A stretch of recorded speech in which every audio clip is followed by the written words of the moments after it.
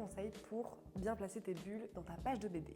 Premier point, déjà il faut savoir qu'on les lit de gauche à droite puis de haut en bas. Donc la première bulle que tu vas lire, c'est celle qui se trouve en haut à gauche de la case. C'est important aussi que quand il y a une discussion entre deux personnages, on sache bien qui parle en premier. Donc la bulle la plus haute, la plus à gauche, sera lise en première, puis ainsi de suite. Ensuite, on ne cache jamais un personnage avec sa bulle. Voilà donc l'essentiel à savoir sur la position des bulles, mais c'est pas fini. Point numéro 2, adapter la forme de tes bulles.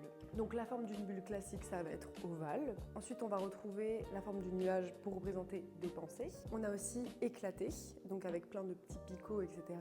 Donc ça va être pour un cri, une émotion forte ou un rire.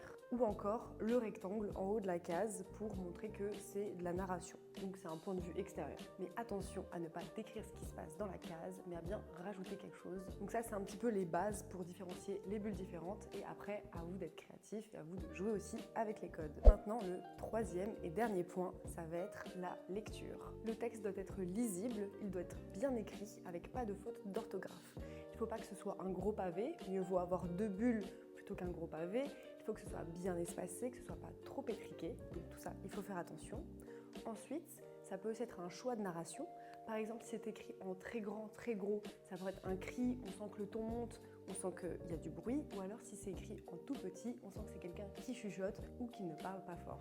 Et surtout, interdit aux fautes d'orthographe. Et tous ces petits conseils sur les bulles, ils sont à appliquer au moment du storyboard. C'est à ce moment-là qu'il faut réfléchir le placement, leur taille. Les bulles doivent bien accompagner la page et aider dans la narration, car de bonnes bulles bien placées vont aider à dynamiser vos pages de BD. Si ça t'intéresse d'apprendre plus de conseils sur la BD, tu peux suivre l'Iconographe. On est une école spécialisée dans la BD et l'illustration.